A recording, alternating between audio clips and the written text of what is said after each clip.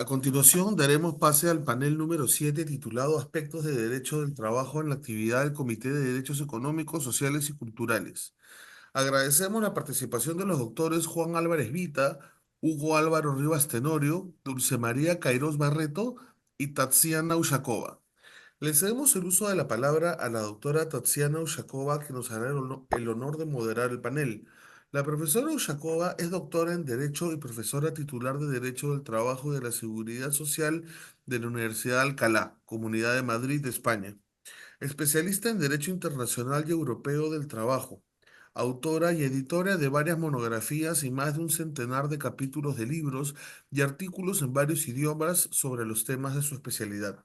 En la actualidad, vicedecana de grado en Derecho y Relaciones Internacionales de la Facultad de Derecho de la Universidad de Alcalá. Adelante, doctora. Buenos días en Perú, en América Latina. Buenas tardes en Madrid, en Europa. ¿Me escuchan bien? Perfecto, doctora, muchas gracias. Pues muchas gracias.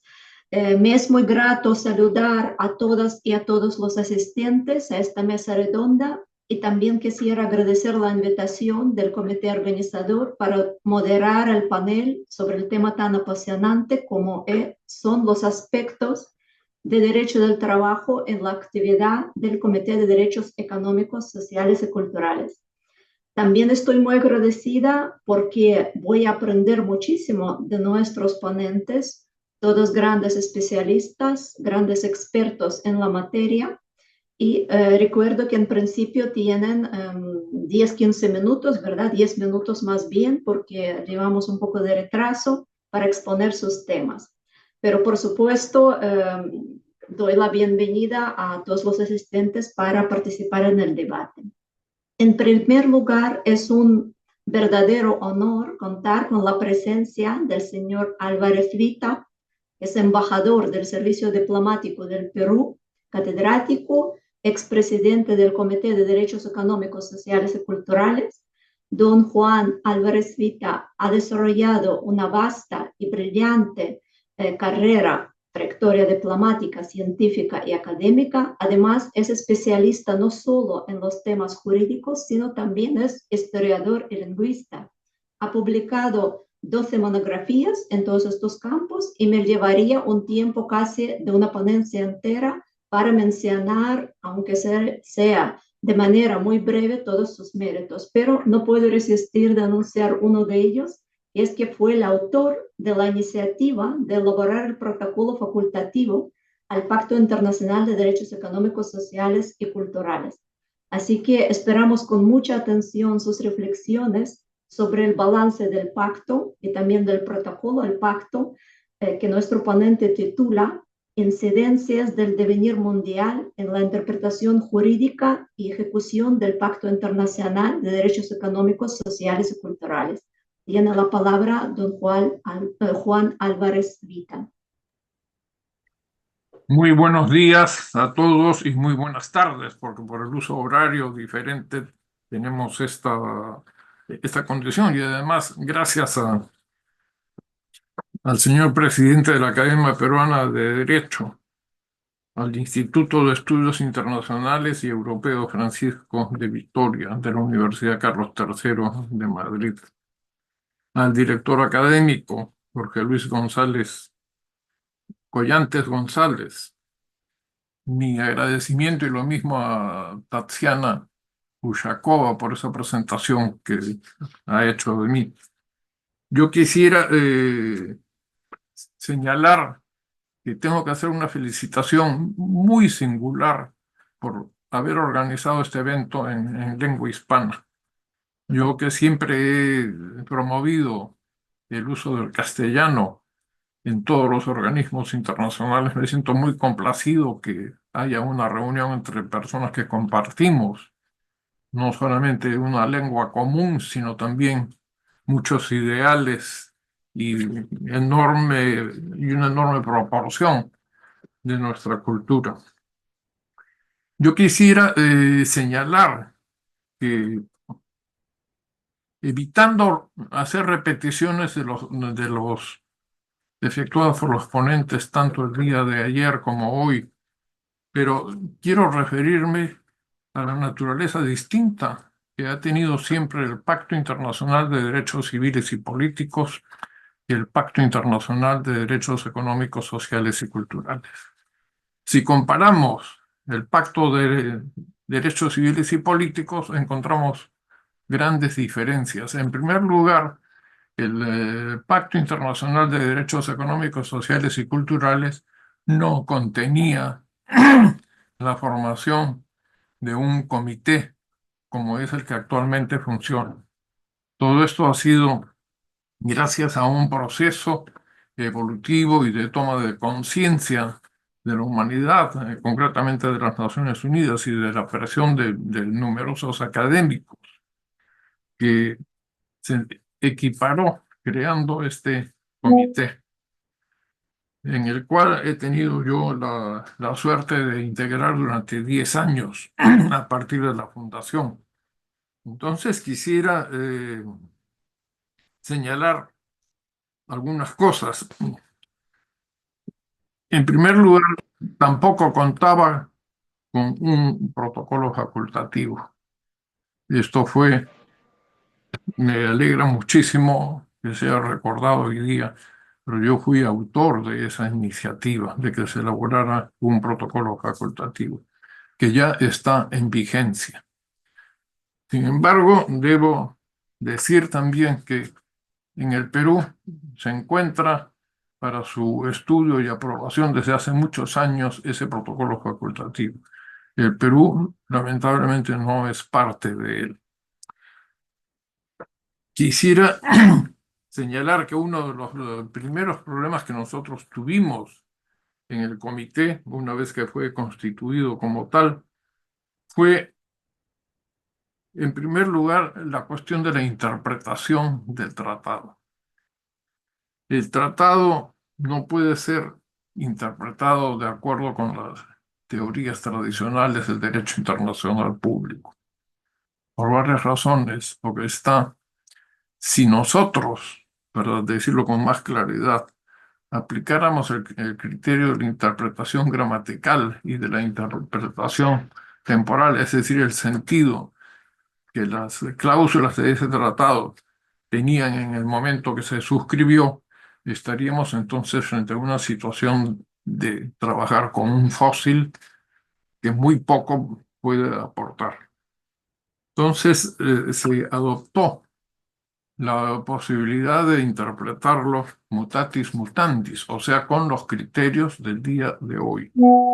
Con esto se le dio al comité una posibilidad de evolucionar también en sus preguntas a los representantes de los estados partes que presentaban sus informes y, por otra parte, se fue evolucionando también gracias a las apreciaciones periódicas, a los estudios que se hicieron de los alcances de cada artículo del pacto. Eso ha ido creando una serie de antecedentes que se basan en la costumbre internacional y ha permitido que el comité pueda realmente cumplir con sus funciones de una manera muy eficaz.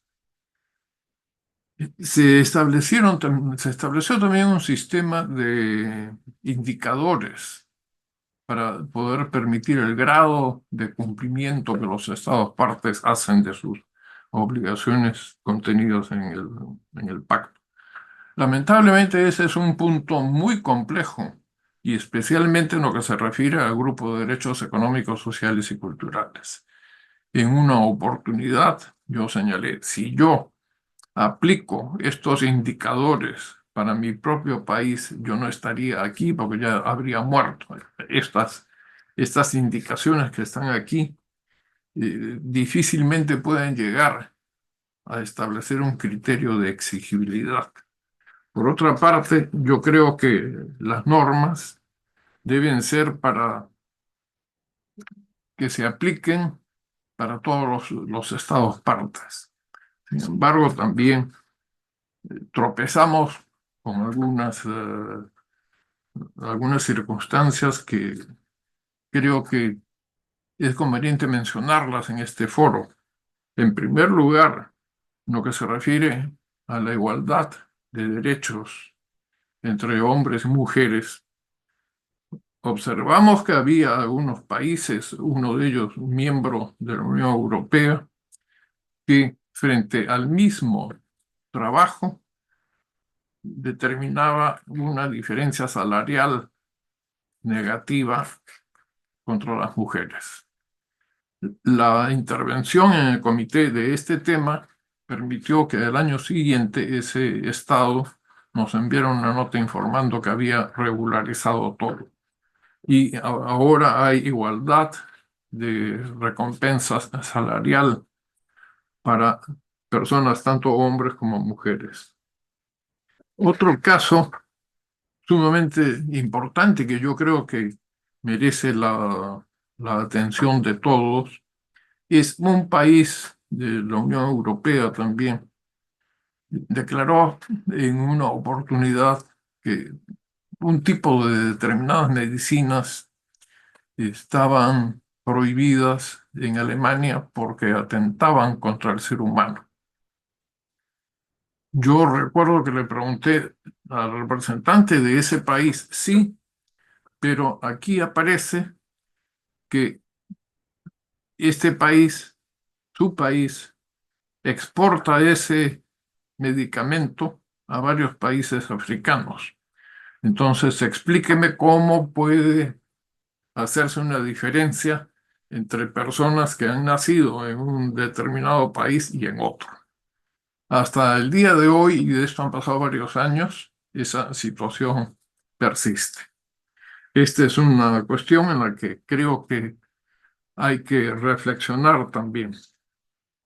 Hay otro tema que yo quisiera mencionar, que es el religioso. En alguna oportunidad, un Estado al presentar sus informes y ante una pregunta concreta de decirle estas leyes internas de su país están contra el tratado. Entonces, si el tratado debe primar sobre la ley interna, ¿cómo se explica esto? Y la respuesta de ese país de manera oficial fue: nosotros reconocemos que el tratado está por encima de la ley interna, pero por encima de un tratado está Dios y sus enseñanzas. Y eso no lo podemos cambiar, ni ningún tratado lo puede cambiar. Estos criterios establecen naturalmente una serie de diferencias que es necesario ir trabajando. Hay la reflexión y la acción deben estar unidas para solucionar este tipo de dificultades. La otra cuestión es la cuestión de la primacía del derecho internacional sobre el derecho interno. Esto trae muchos problemas, la aplicación del derecho, eh, del derecho internacional, a pesar de que hay incluso constituciones que señalan que el tratado se incorpora en el derecho interno con efectos plenos. Hay también la teoría de que debe darse otro tipo de normas para hacer efectiva esa idea, pero yo estoy seguro que todos los que estamos participando en este excelente panel tenemos muy claro que no iría contra la lógica el suponer que una ley interna pueda estar por encima de un tratado. Y los problemas se agudizan cuando se recurre a señalar que la Constitución tiene normas que no permiten la aplicación directa de un tratado internacional. Eso son algunas de las dificultades que hemos tenido en el Comité de Derechos Económicos, Sociales y Culturales. Quisiera señalar también que hay muchas otras cuestiones y que es las diferencias de desarrollo que se dan en el planeta. No todos los estados del mundo tienen el mismo grado de desarrollo. Entonces, se necesita, y eso estuvo desde un primer momento comprendido en el Pacto Internacional de Derechos Económicos, Sociales y Culturales, la necesidad de la cooperación. Está establecido ahí, pero en realidad tendría que hacerse un seguimiento a cuánto asciende esa cooperación internacional y, en el caso del derecho al trabajo, relacionarlo siempre con el resto de los derechos humanos, porque el trabajo en sus condiciones, tal como lo exige el pacto, las condiciones físicas de los trabajadores, pero están relacionadas con otros derechos humanos, como su participación en el mundo político, su participación en economía. Los aspectos económicos son vitales para poder aplicar todas las normas internacionales que hay y entender al mismo tiempo que no todo el planeta tiene el mismo grado de evolución. Y es por eso que yo considero que un trabajo de esta naturaleza requiere pues un accionar, no solamente de los miembros del comité, no solamente de los diplomáticos y académicos, sino también de la prensa, de la toma de conciencia. Todos somos conscientes de que no existe ningún país que no tenga problemas, ¿no? Aún incluso en los países de alto grado de desarrollo, como pueden ser los países de la Unión Europea. Y a veces, al comparar las noticias de lo que puede ocurrir en algún país hispanoamericano, con diferencias de grado, pero estamos frente a una crisis de carácter mundial que todavía no hemos alcanzado a, a- a regularizar ni a tomar conciencia de ello. Se ha aprobado el llamado Pacto del Futuro de la ONU, que es muy interesante, tiene muchas cláusulas que a veces uno llega a pensar, bueno, estamos frente a un mundo utópico, porque realizar todo esto dentro de marcos éticos, que eso es imprescindible cuando queremos hablar de derechos humanos, es prácticamente imposible. Y también la cuestión que preocupa ahora a la humanidad es la protección al medio ambiente, ¿no? Costó muchísimo trabajo también convencer a autoridades de muchos países, incluso el mío, el Perú, de que se tenía que tomar mucho mayor interés en estas cuestiones ecológicas que afectan absolutamente a toda la variada gama de los derechos humanos.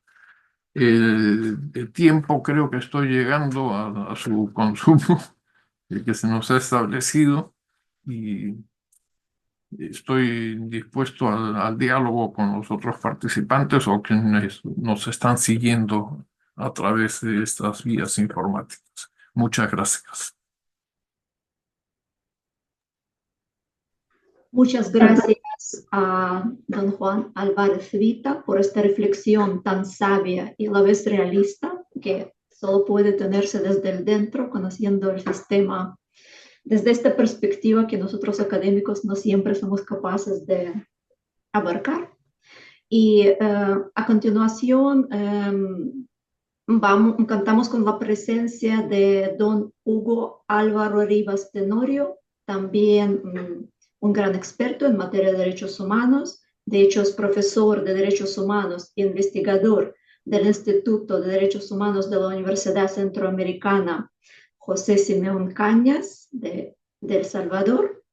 y su ponencia se titula Las consecuencias laborales en la población salvadoreña a raíz del régimen de excepción. Pues hasta ahora hemos hablado de las reglas, que son bastante complejas, pues ahora ha llegado el turno de las excepciones, que supongo que tendrán aún más complejidad. Tiene la palabra don Hugo Álvaro Rivas Tenorio, por favor. Hola, buenos días. No sé si me escuchan bien. ¿Todo bien? Sí, se escucha muy bien.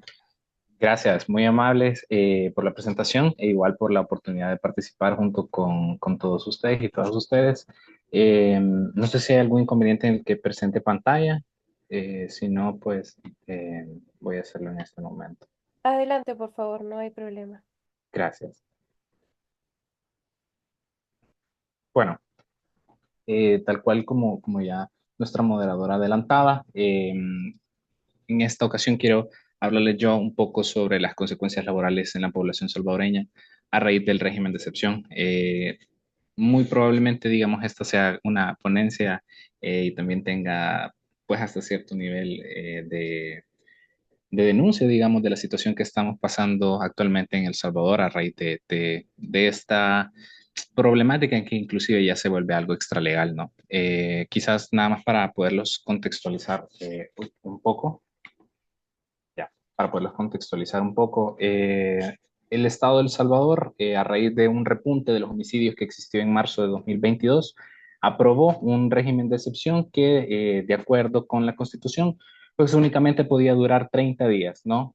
Sin embargo, esos 30 días se podían ampliar por otros 30 en caso de que fuera necesario y al llegar a un máximo que, como les digo, tal cual la Constitución de El Salvador lo establece, de 60 días, ¿no? Sin embargo, el día de hoy cumplimos 911 días con garantías constitucionales suspendidas.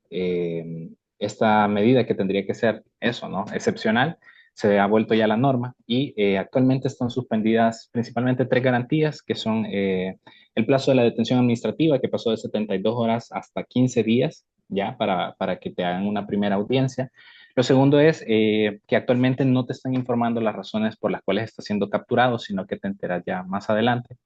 Y por último, el tema de la inviolabilidad de las comunicaciones, que actualmente es una garantía que, como les digo, tiene ya 911 días suspendida. Algunas cifras también para ponernos, digamos, en contexto. Hasta el 3 de septiembre de este año, el Estado reportaba ya más de 81.945 personas capturadas, de las cuales buena parte, y al menos hasta julio de 2024, organizaciones de la sociedad civil reportábamos que existían más de 6.426 víctimas de vulneraciones a derechos humanos en este contexto del régimen de excepción, ¿ya? Es decir, de todas las personas capturadas, no todas son culpables, digamos, de los delitos. Hay muchas personas inocentes que están dentro de las prisiones y que, pues eso, no se les ha seguido un debido proceso, ya es algo sumamente extralegal, pero pues que se ha vuelto la norma. Y lo último nada más que quiero señalar es que desde marzo de 2022 que se implementó hasta la fecha, a ninguna persona se le ha o han sido pocas realmente las personas que han sido condenadas, pero tampoco las que han sido puestas en libertad, ¿ya? Sino que ha existido una ampliación del plazo que normalmente tendría que existir en el proceso. Ahora bien, ¿por qué les pongo este contexto, digamos, y qué relación tiene con el tema este que estamos tratando hoy, ¿no? Que es el tema de derechos humanos y también leyes laborales? Y es que precisamente al momento, digamos, de que se realicen estas capturas, estas gran número de capturas que se están realizando en este contexto, las personas que son privadas de libertad, pues pierden su trabajo, ¿ya? Tal cual la imagen que les pongo aquí, muchas personas no tenían nada que ver con estructuras terroristas ni nada, sino que únicamente fueron capturadas a través de denuncias anónimas, que es un mecanismo que existe aquí en El Salvador. De acuerdo con testimonios, la gran mayoría de las personas capturadas que tenían un empleo formal son despedidas, de hecho, porque los patronos alegan un abandono del trabajo, ¿ya? Y en caso de que no sean detenidos provisionalmente, sino que les otorguen medidas sustitutivas a la detención, muy pocas personas son vueltas a contratar, muy pocas personas son recontratadas. ¿Por qué? Y la principal razón, digamos, es el tema de que sus antecedentes policiales, su récord criminal, si lo queremos ver de alguna manera, está manchado. Y vamos a hablar justamente de eso, ¿no? Aquí en El Salvador, digamos, el hecho de tener antecedentes policiales y demás crea una gran carga y un gran estigma sobre las personas. Entonces, estas personas que están siendo capturadas, aunque tengan, y la gran mayoría de las personas aquí en El Salvador solamente tienen un empleo informal, muy pocas veces pueden conseguir volver a ser recontratados o al menos poder sostenerse, porque pues eso, ¿no? Existe ese estigma sobre ellos. Entonces, para poder enlazarlo, digamos, ya con el tema que nos atañe, quiero hablarles sobre la observación general número 18 del Comité de Derechos Económicos, Sociales y Culturales, que habla justamente del derecho al trabajo. Y lo que he hecho es un análisis, digamos, de esta observación general y la hemos extrapolado, digamos, a esta situación del régimen de excepción. Entonces son tres principales temas que voy a intentar en el corto tiempo que tengo de poderles hablar un poco, que es sobre esta importancia del derecho al trabajo que ya la observación general número 18 señala. El problema de la discriminación, que también es abordado por el Comité DESC, y por último, las obligaciones que existen para el Estado en esta materia. Entonces, bueno, lo primero es sobre este tema de la importancia del derecho al trabajo.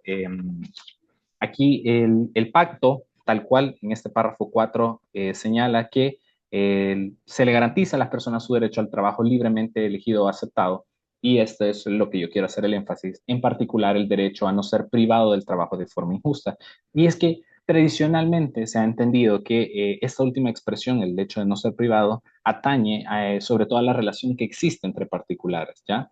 Y que, digamos, en principio se puede entender que el Estado, el único papel que puede jugar ahí es el hecho de que reconozca o sí facilite medidas para eso, no ser despedido injustamente, no ser privado del trabajo de esa forma injusta. Sin embargo, el análisis, digamos, que yo propongo, y sobre todo a raíz de este tema del régimen de excepción y situaciones similares en otras latitudes del planeta, es que las detenciones arbitrarias y la falta del debido proceso en El Salvador han llevado a que muchas personas pierdan sus empleos de una manera injusta y repentina. Es una actitud, digamos, que se le puede reprochar al trabajador cuando estas personas son inocentes. No, pero tampoco es algo que atañe al empleador. Por tanto, es el Estado el que se está convirtiendo, digamos, en este momento en un principal vulnerador de derechos humanos. Y es aquí donde veo yo necesario poner, digamos, el realce, pues no es una mera pérdida del empleo, sino que, como bien ha señalado el comité BESC, en esta observación general número 18, en su párrafo primero, el derecho al trabajo es esencial para la realización de otros derechos humanos y constituye una parte inseparable e inherente de la dignidad humana. Las características principales que nosotros conocemos de los derechos humanos respecto de la interdependencia es clara, ¿no? El derecho al trabajo nos permite acceder, o ese podría transformarse en un derecho llave que nos permite acceder a muchos otros derechos humanos. Sin embargo, en este tema de la dignidad humana, me gusta una acotación que se hace en la observación general 18, eh, que retoman de un documento de la OIT que dice que este sentido de dignidad no hay que entenderlo con un sentido netamente pecuniario, ¿ya? Que nada más le permite al trabajador obtener recursos, sino que mediante el trabajo se asigna un papel social que les confiere y les da sentimiento de satisfacción personal a las personas. Este tema de la dignidad humana, digamos, no es para menos, ¿ya? Estas capturas que se realizan a raíz del régimen de excepción truncan ya no solamente las economías familiares, sino también que hacen, y eso a través de investigaciones que ha realizado el Instituto de Derechos Humanos al que pertenezco, se ha demostrado que este tema del régimen de excepción lo que ha hecho es truncar planes familiares, truncar y sobre todo dar o que existe una pérdida del sentido a la vida, del sentido de satisfacción personal y demás. Traigo nada más esta imagen a reflexión. Agradezco de igual manera públicamente a YSUCA, nuestra radio de la universidad, quien constantemente hace un trabajo periodístico excelente. Y les traigo esta imagen, ¿no? Esta niña, por ejemplo, que exige libertad para el papá. ¿Y quién es el papá? El que proveía para la casa. Entonces, ya vemos cómo este tema de la economía familiar afecta no solamente a las personas capturadas, sino también a todo su entorno y sobre todo a las personas en condiciones de vulnerabilidad. Ahora bien, eso es lo primero. El segundo es lo que ya les mencionaba, ¿no? El tema este de la discriminación. Y es que tal cual como el comité DESC en esta observación señala en su párrafo 14 la importancia del derecho al trabajo es que es una vía para poder escapar de la pobreza. Y un dato nada más, en El Salvador, más de 1.9 millones de salvadoreños se encuentran en condición de pobreza y representan el 30.3% de la población del país. ¿Ya? El trabajo aquí en El Salvador tiene un peso tal y está como tan evidente, digamos, esta observación que hace el Comité DES en este párrafo 14, que es tan necesario para poder salir de estos ciclos de pobreza que toma décadas aquí en El Salvador para poder salir de ellos, ¿no? Esta observación o sí, señalamiento que hace el Comité DESC hace énfasis sobre todo en los jóvenes y en las mujeres, que son a quienes más se les dificulta poder encontrar trabajo, ¿ya? Y justamente aquí en El Salvador, la mayoría de las personas capturadas son jóvenes. ¿Cuál es el problema con la discriminación, digamos, que está existiendo? Que aquí en El Salvador existe una espectacularización de este tema del régimen de excepción, que lo que hace, y tal cual pueden ver ustedes en la fotografía, es tomar fotos, subirlas a redes sociales de las personas que son capturadas, no importa si son inocentes o no, y ya si eventualmente ellos consiguen la libertad, pues entonces tienen que cargar con todo ese estigma, tienen que cargar con toda sí, esas dificultades que ya ocasiona para ellos. Yo creo que ya casi hoy creo que ya se me acabó el tiempo. Nada más señalar por último este tema de las obligaciones que existen para El Salvador en este panorama. Y es que ya el propio Comité DES da estos parámetros, digamos, para poder hacerlo. Y es, por ejemplo, en el párrafo 22, exige que los estados partes se abstengan de interferir de manera directa o indirecta.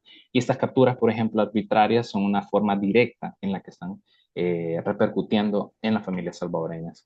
Otra cosa es el tema de abstenerse de negar o limitar el acceso igualitario al trabajo digno. Y aquí hacen la aclaración precisamente para este grupo en condición de vulnerabilidad que son los presos o los detenidos. ¿Ya? Este estigma, esta espectacularización de los procesos penales hacen que las personas no puedan romper estos ciclos de pobreza. Y ya, por último, el párrafo 48 nos dice pues que estas víctimas de vulneraciones tienen que tener el derecho a una reparación adecuada. Situación que en El Salvador, al menos donde las investigaciones nos han llevado, pues indica que no está ocurriendo, sino que pues únicamente las personas son liberadas, pero esos gastos adicionales que hicieron en sus vidas y demás, pues no están siendo retribuidas por nadie. Voy a dejar de compartir. Ahí está. Esas son, digamos, las observaciones que podemos hacer con base en la observación general número 18 aplicada al contexto salvadoreño. Muchas gracias por esta presentación en clave crítica, quizá también en línea de que indicaba el primer ponente, que la sociedad tiene que ser crítica con la situación de los trabajadores, y eso podría ser un ejemplo de esta denuncia de la situación de los derechos laborales en un país concreto.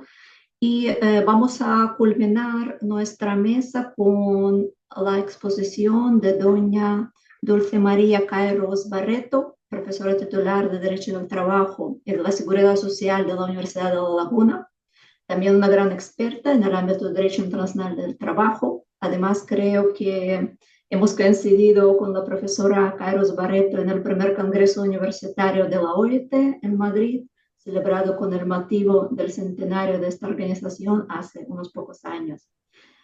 Por lo tanto, tiene la palabra doña Dulce María Kairos Barreto, que nos va a hablar también, además en clave crítica, sobre las cuestiones jurídico-laborales que Europa debe abordar a la vista de las observaciones del Comité de Derechos Económicos, Sociales y Culturales de Naciones Unidas.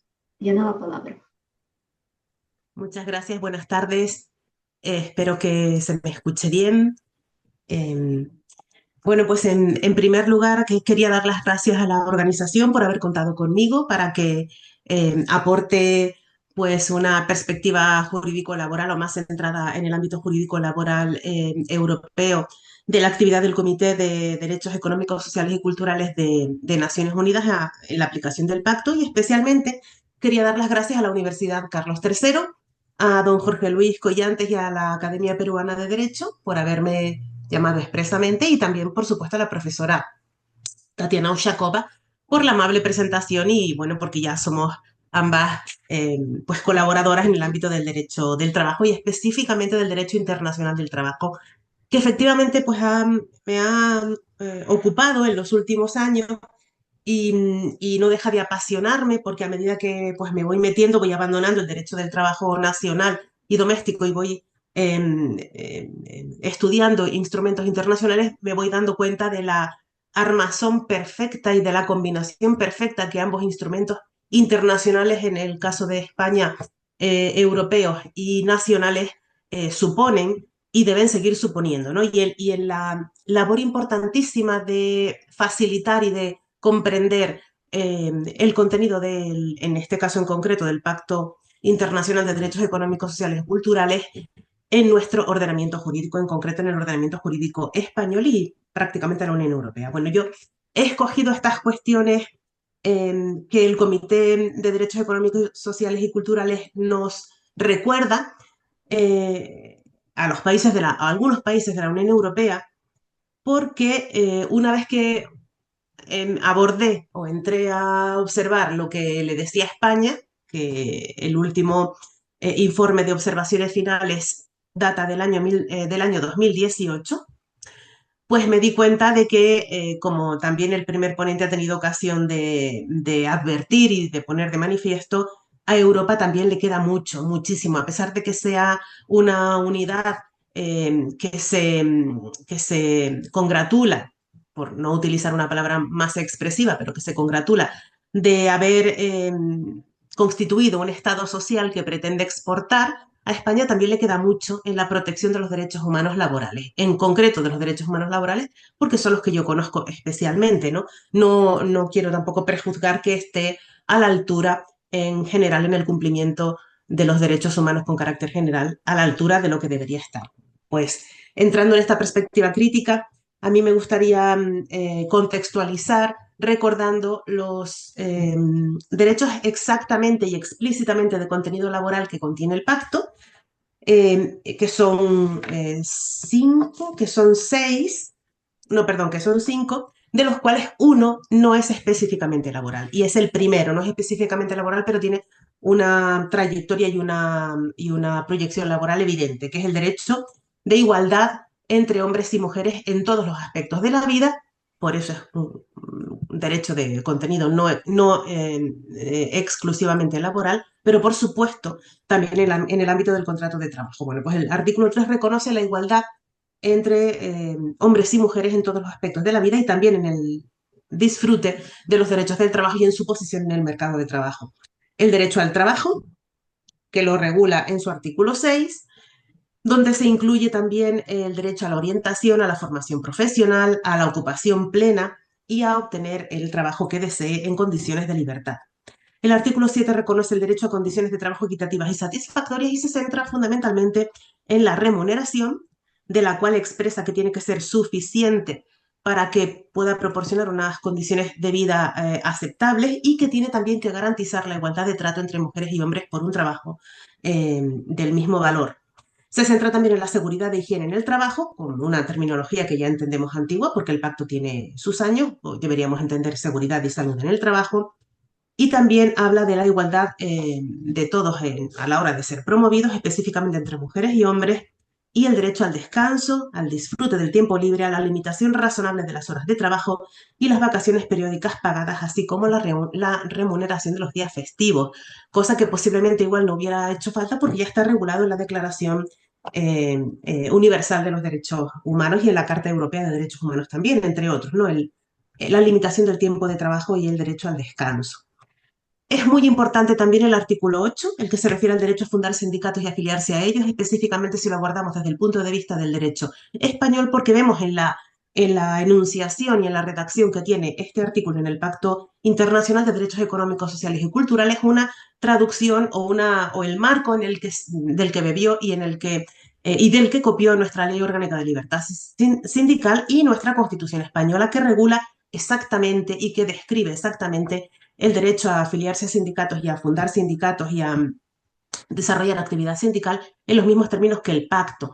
Y de aquí me parece especialmente interesante destacar que es el Pacto Internacional de Derechos Económicos, Sociales y Culturales, el primero y el único que hace referencia al ámbito de actuación del sindicato y por ello al ámbito de actuación también del derecho de huelga, que forma parte del derecho de afiliación, como sabemos todos, a los intereses económicos y sociales de la clase trabajadora en sí, lo que supone una apertura y una ampliación del derecho de huelga que es especialmente importante en Europa en estos momentos, porque en Europa en estos momentos estamos asistiendo y observando ciertos comportamientos específicamente de la autoridad pública que están cuestionando y poniendo en grave riesgo el derecho de huelga.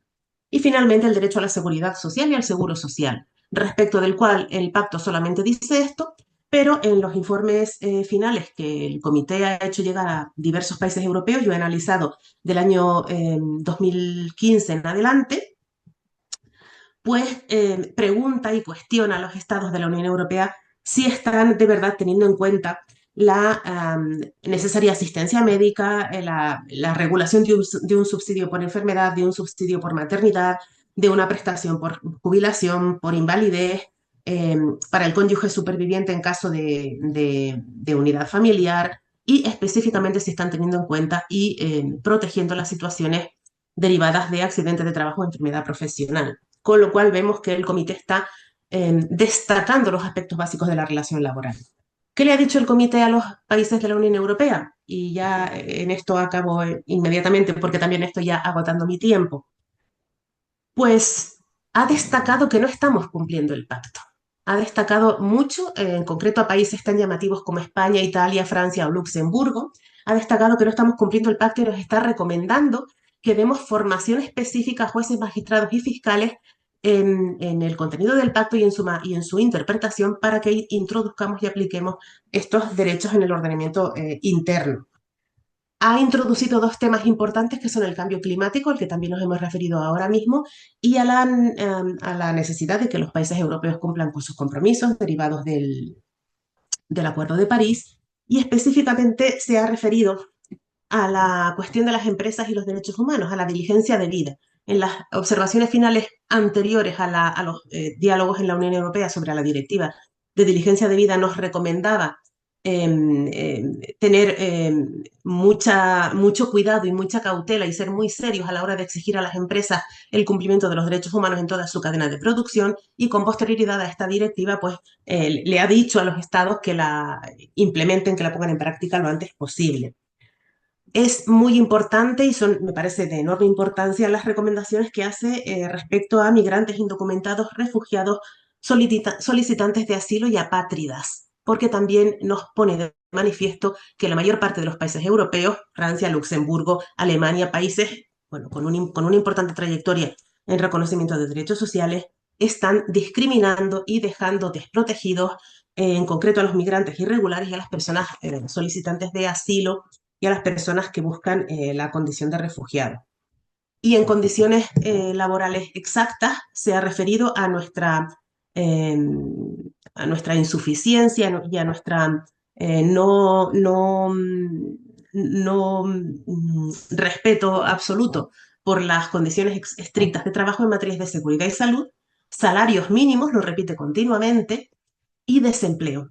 Está haciéndole muchas recomendaciones a Europa porque específicamente con los trabajadores que están más cercanos a situaciones de discriminación, menciona expresamente los trabajadores migrantes, con origen migrante, los trabajadores que tienen apariencia de ser musulmanes o del Oriente Medio están siendo muy discriminados en el mercado de trabajo de la Unión Europea.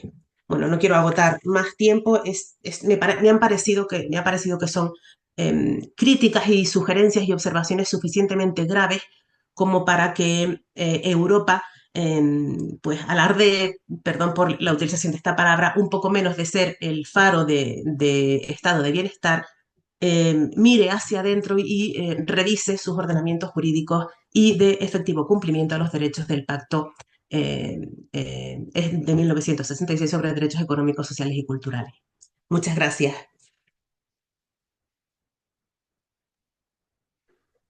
Muchas gracias, la profesora. Y también reitero mi agradecimiento a todos los ponentes por sus exposiciones, todos brillantes. Y espero que todas estas reflexiones han suscitado preguntas o curiosidades de los asistentes que nos acompañan. Creo que tenemos unos pocos minutos para poder debatir con las personas que están aquí presentes, que nos siguen en la plataforma. No sé si alguien quiere preguntar algo, alguno de los ponentes. Si no hay preguntas, que no me constan las preguntas, podemos dar también una última. Sí, don Juan Álvarez quiere añadir algo. Adelante. Sí, muchas gracias por concederme el uso de la palabra. Simplemente quería hacer una precisión. Yo no me he referido a la Unión Europea en general, sino me refería a dos países que forman parte de la Unión Europea. Entonces, para evitar cualquier malentendido, quería hacer esa precisión. Y por otra parte,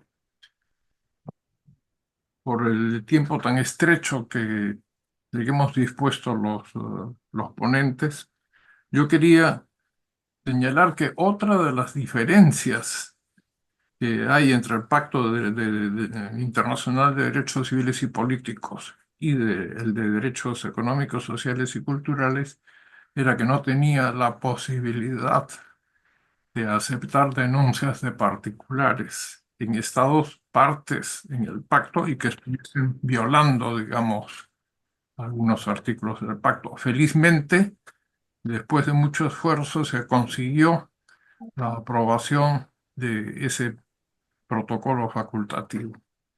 Y me complace mucho en poder apreciar que diferentes países de lengua hispana forman parte de ese tratado. Entre ellos, lo digo con mucha satisfacción, España es un país que ya forma parte de ese protocolo facultativo. Muchas gracias.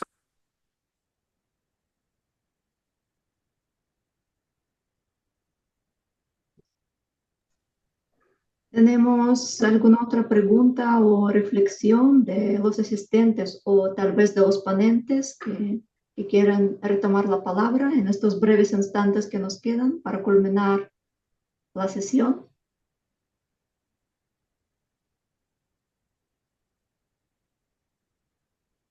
Bien, pues si no hay ninguna más pregunta o reflexión o observación, pues nuevamente muchísimas gracias a los organizadores por este evento tan importante, de tanta envergadura, que como hemos visto nos afecta en todas las partes, en todos los países del mundo, además tratándose de los derechos económicos, sociales y culturales. Nadie está exento de la crítica o de vulneración de estos derechos y puesto de manifiesto. Y agradeciendo nuevamente a todos, declaro clausurada esta séptima mesa y espero que si no lo hemos hecho en esta ocasión, pues también podemos contactar con los ponentes o con los organizadores para plantear unas posibles dudas o preguntas. Muchísimas gracias.